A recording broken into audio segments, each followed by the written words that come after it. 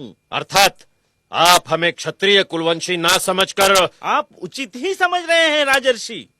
जब तक सर्वशक्तिमान पुरोहित वर्ग आपको क्षत्रिय होने की मान्यता नहीं देता, तब तक। नारायण भट्ट,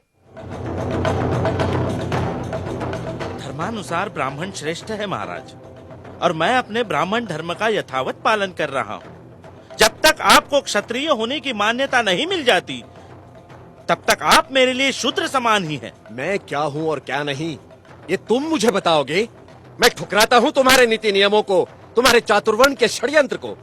तुम वही पुरानी घिनौनी श्रृंखला की कड़ी हो जिन्होंने हमारे श्रद्धेय पूर्वज श्री छत्रपति शिवाजी महाराज के राज्याभिषेक के समय उन्हें शूद्र कहकर अपनी मूर्खता का परिचय दिया। लेकिन मैं तुम्हारे इन पाखंडों को चलने नहीं दूंगा। निकल जाओ यहाँ से।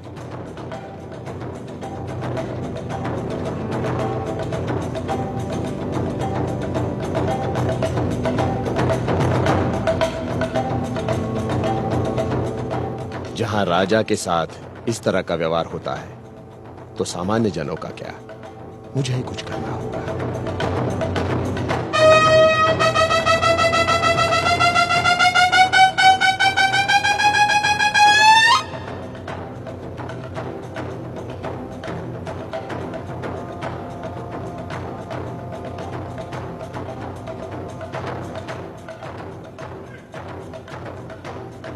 वर्णवाद ने हमें ही अपमानित किया है।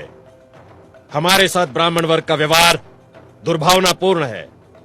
जब हमारे साथ ही दुर्व्यवहार हो रहा है, तो प्रजा को न जाने क्या क्या कष्ट झेलने पड़ते होंगे। कुलकर्णी किसानों से जबरन पैसा वसूल करते हैं। वो किसानों का शोषण समाप्त करने के लिए हम कुलकर्णी प्रथा के बजाय पटवारियों की नियुक्ति करते हैं।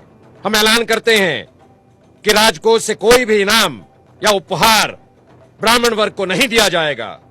हमारे राज्य में सरकारी दफ्तरों में पिछड़ी जाति तथा निर्बल वर्ग को 50% आरक्षण लागू किया जाएगा तथा प्रत्येक देहात में प्राइमरी स्कूल खोला जाएगा। निम्न वर्ग के लोगों के लिए शिक्षा का व्यापक प्रसार किया जाएगा।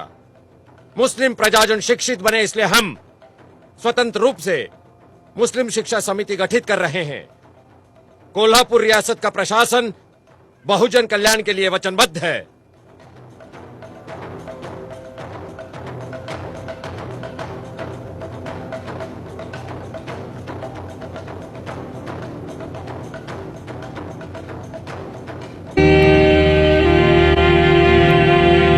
स्वशासन ये एक महार का उतना ही जन्मसिद्ध अधिकार है जितना कि एक ब्राह्मण का, और जब तक इस विचार भाव का स्वीकार नहीं होता, हिंदुस्तान को स्वशासन मिलने की संभावना नहीं।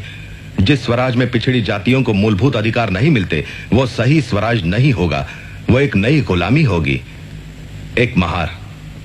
ओह, कितना प्रभावशाली विधान है। दीवान साहब, आप जानते हैं इस पत्र का अनामक लेखक कौन है? नहीं your highness. Doctor Ambedkar. Dattoba Pawar ने मुझे बताया। डॉक्टर अंबेडकर एक पाक्षिक पत्रिका शुरू कर रहे हैं और उन्हें कुछ मदद की जरूरत है। हाँ योर हाइनेस, मैं मानता हूँ कि आप वर्ण व्यवस्था की अनिष्ट प्रथा को मिटाने और नीची जाति वालों को ब्राह्मणों और पुजारियों के अन्याय से मुक्त कराने की जो कोशिश कर रहे हैं, वो है तो बहुत साहसपूर्ण। फिर भी हमें जल्दबाजी नहीं करनी चाहिए। नहीं दीवान साहब, हमें हर तरह से डॉक्टर अंबेडकर का उत्साह बढ़ाना चाहिए, हर तरह से। हम मदद करेंगे उनके पाक्षिक मूक नायक की। मूक नायक, वंचित जगत का नायक।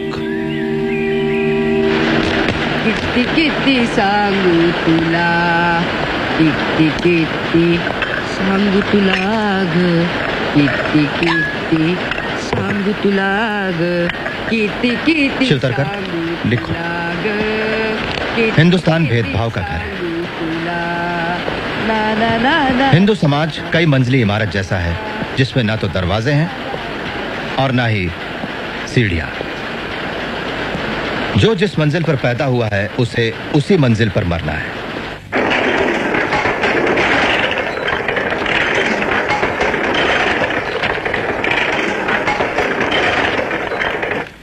इस मानगांव परिषद ने मुझे विश्वास दिलाया है कि आपको अंबेडकर के रूप में अपना उद्धारक मिल गया।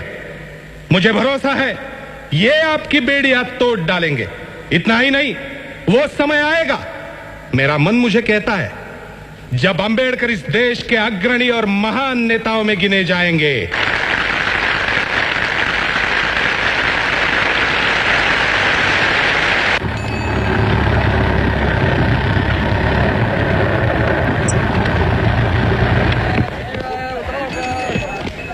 अंबेडकर, ओ अंबेडकर, रमा, कौन हो सकता है? ओ अंबेडकर। लगता है शाहू महाराज हैं। चलो ऊपर ही चलते हैं। जी।